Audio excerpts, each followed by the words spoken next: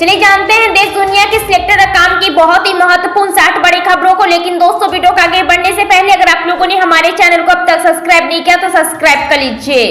आगामी लोकसभा चुनाव को लेकर के बीजेपी ने यूपी की हर सीट पर अपने उम्मीदवारों का नाम फाइनल करना शुरू कर दिया। हालांकि उम्मीदवारों के नाम का ऐलान कब होगा इसका कोई भी संकेत नहीं मिला है, लेकिन कई सीटों पर कयासबाजी का दौरा तेज हो गया है। देश में 3 राज्यों की 15 राज्यसभा सीटों के लिए चुनाव होने जा रहा है। ऐसे में जिन राज्यों में वोटिंग होनी है उसमें उत्तर प्रदेश की 10, कर्नाटका की 4 और हिमाचल प्रदेश की 1 सीट शामिल है। समाजवादी पार्टी ने उत्तर प्रदेश में राज्यसभा चुनाव के लिए होने वाली वोटिंग के पहले अपने सभी विधायकों की बैठक बुलाई थी और उनके लिए डिनर का आयोजन किया गया था। महाराष्ट्र की राजनीति में भूचाल लाने वाले मनोज जरागे ने 17 दिन बाद अनशन खत्म कर दिया है। उन्होंने गांव की महिलाओं के हाथ पानी पीकर अनशन खत्म किया। इसी बीच पहली बार मनोज जरागे की मुश्किलें बढ़ सकती है। पीएम किसान योजना की अगली किस्त अगले कुछ घंटों में जारी होने वाली है। देश भर के करोड़ों किसानों को इसका बेसब्री से इंतजार है। खुद प्रधानमंत्री नरेंद्र मोदी महाराष्ट्र से किसान योजना की 16वीं किस्त को जारी करेंगे। लोकसभा चुनाव से पहले गुजरात कांग्रेस को बड़ा झटका लगा। कांग्रेस के दिग्गज नेता और पूर्व मंत्री नारायण राठवा आज बीजेपी में शामिल होंगे। मध्य प्रदेश के कई शहरों में मौसम का बदला मिजाज किसानों के लिए तबाही लेकर आया है। नर्मदापुरम संभाल के कई जिलों में बारिश और तेज हवाओं के साथ साथ बड़े बड़े ओले गिरे हैं। पिछले 24 घंटे के दौरान चंबल संभाल के जिलों में भी कहीं कहीं बारिश दर्ज की गई है। भारतीय क्रिकेट टीम के सुपरस्टार तेज गेंदबाज मोहम्मद शमी इन दिनों टीम से बाहर चल रहे हैं। पिछले साल भारत में खेले गए आईसीसी वनडे वर्ल्ड कप के हीरो चोटिल होने की वजह से मैदान से दूर है। भारतीय रिजर्व बैंक आरबीआई के नियामक मानदंडों के उल्लंघन के लिए भारतीय state bank, SBI, Canara bank और सिटी यूनियन बैंक पर सख्त कार्रवाई ली है। आज राज्यसभा की 15 सीट पर चुनाव होने वाले हैं। ये चुनाव देश में 3 राज्यों के 15 राज्यसभा सीटों के लिए होने जा रहे हैं। उत्तर प्रदेश, यूपी की 10, कर्नाटका की 4, हिमाचल प्रदेश की 1 सीट है जिस पर मतदान होगा। तो वही दूसरी और दिल्ली में आप की पीएससी की बैठक आज होने जा रही है, जिसमें लोकसभा उम्मीदवारों के नाम पर विचार हो सकता है। कांग्रेस के नेता राहुल गांधी इन दिनों भारत जोड़ो यात्रा को लेकर उत्तर प्रदेश में है। इन दौरान राहुल गांधी ने अलीगढ़ यूनिवर्सिटी में महिला छात्रों से बात की है। कर्नाटक की 4 राज्यसभा सीटों के लिए वोटिंग शुरू हो गई है। कर्नाटक की 4 सीटों के चुनाव में नंबर गेम कांग्रेस के 3 उम्मीदवारों की जीत के पक्ष में नजर आ रहा है, लेकिन भारतीय जनता पार्टी, बीजेपी और जनता दल सेक्युलर जेडीएस गठबंधन ने 2 उम्मीदवार उतार करके 1 सीट पर पेच फंसा दिया है। आगामी लोकसभा चुनाव से पहले दिल्ली और पंजाब की सत्ताधारी आम आदमी पार्टी आप बड़ी तैयारियों में जुटी हुई है। मौजूदा किसान आंदोलन को देखते हुए आप की चुनावी रणनीति भी इसी पर फोकस रहने वाली है। चंडीगढ़ नगर निगम के मेयर का चुनाव विवादित रहा। सुप्रीम कोर्ट से फैसला आया तब जाकर के मामला सुलझा, लेकिन अब सीनियर डिप्टी मेयर और डिप्टी मेयर पदों पर होने वाले चुनाव को लेकर के असमंजस की स्थिति बन गई है। राज्यसभा की 10 सीटों के लिए भाजपा व सपा के बीच कांटे का मुकाबला होने जा रहा है। भाजपा ने अपने 8वें प्रत्याशी और सपा के तीसरे को जिताने के लिए पूरी जोर लगा दिया है। कहीं कोई चूक न हो जाए, इसके लिए भाजपा के मुख्य सचेतक राम नरेश अग्निहोत्री की ओर से विधायकों के नाम व्हिप जारी की जाएगी।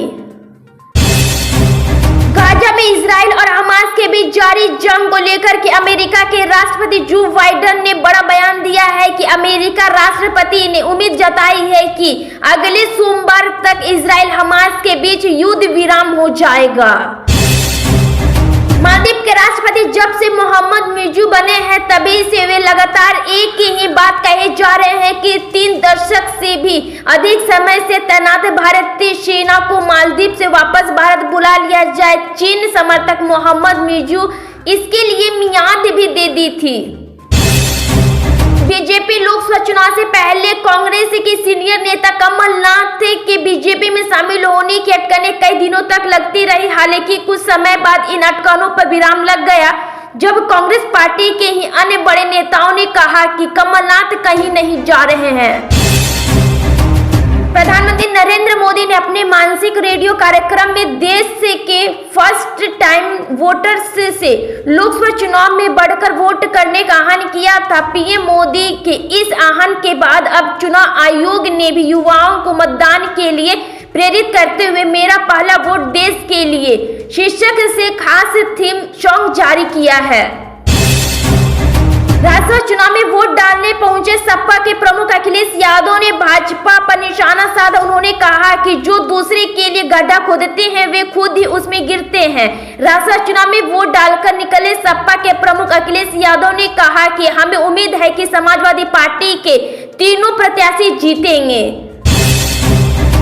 किसान आंदोलन के चलते दिल्ली के कई बॉर्डर को सील कर दिया गया। हालांकि अब करीब 2 हफ्ते बाद इनके कुछ हिस्सों को खोल दिया गया है। दिल्ली पुलिस ने किसानों के दिल्ली चलो मोर्चा के कारण हरियाणा से लगे सिंधु और टिकारी बॉर्डर को बंद कर दिया था।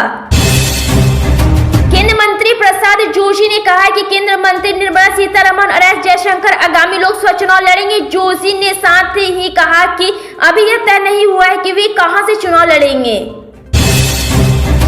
महाराष्ट्र के मुख्यमंत्री एकनाथ शिंदे और शिवसेना सांसदों के बीच हुई बैठक के बाद पार्टी के नेता ने कहा कि वह पिछले लोकसभा चुनाव में राज्य में जीती गई 18 सीटों पर चुनाव लड़ने पर डटे हैं। मालदीव से जारी राजनीतिक तनाव के बीच भारत को एक बड़ी कूटनीतिक जीत मिली है। भारत ने भारतीय पायलट को मालदीव में हेलीकॉप्टर ऑपरेट करने की अनुमति दे दी है। मालदीव ने भारतीय पायलट को भारतीय नागरिक बताया है। भारत ने गाजा में युद्ध को बड़ी चिंता का विषय बताते हुए कहा है कि संघर्ष से उत्पन्न मानवीय संकट के लिए एक स्थायी समाधान की आवश्यकता है जो सबसे अधिक प्रभावित लोगों को तत्काल राहत दे। यूपी की 10 सीटों की राज्यसभा चुनाव में समाजवादी पार्टी के नेताओं की टूट के बाद अखिलेश यादव ने पहली प्रतिक्रिया दी। उन्होंने कहा है कि क्रॉस वोटिंग करने वाले के खिलाफ कार्रवाई होगी। लोकसभा चुनाव 2024 जीतने के लिए इस बार कांग्रेस ने ऐठी चोटी का जोर लगा रखा है। कांग्रेस इस बार INDI गठबंधन के साथ चुनावी रण में उतरेगी।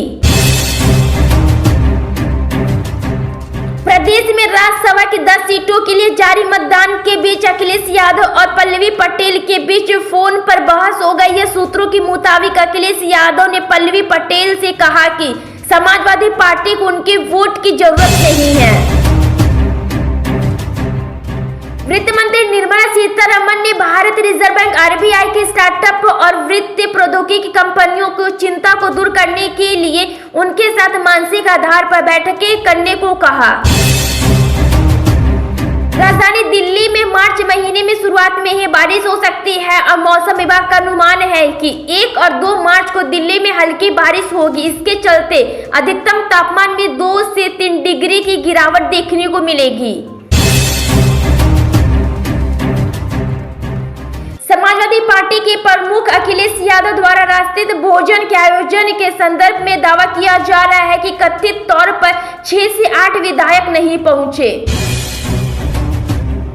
लद्दाख में सीमा गतिरोध के कारण भारत और चीन के बीच लंबे समय से तनाव जारी है। इस पर भारत के विदेश मंत्री एस जयशंकर ने कहा है कि चीन ने समझौते का उल्लंघन कर सैनिकों की संख्या बढ़ाई। पुरम और वुहान में दोनों देशों के शीर्ष नेतृत्व के बीच हुई बातचीत का हवाला देते उन्होंने कहा कि भारत ने कूटनीति के माध्यम से संबंधों में संतुलन बनाए रखने की कोशिश की, लेकिन निर्धारित मानदंडों के उल्लंघन में 2020 में वैश्विक नियंत्रण रेखा पर चीन के सैन्य निर्माण के बाद संबंधों में एक अलग मोड़ आ गया।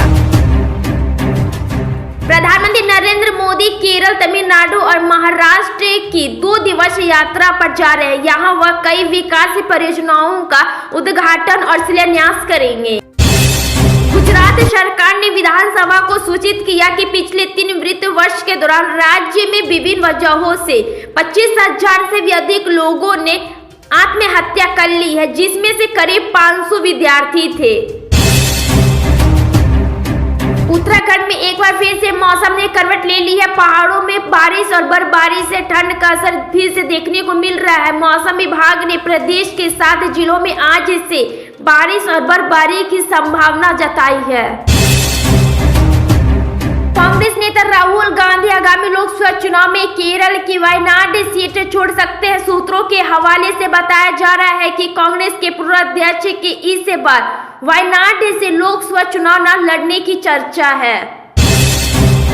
लोकसभा चुनाव से पहले कांग्रेस को एक और बड़ा झटका लगा है। कांग्रेस के मौजूदा राज्यसभा सदस्य और यूपीए सरकार में पूर्व रेल राज्य मंत्री नारायण राठवा अहमदाबाद ने बीजेपी का दामन थाम लिया है।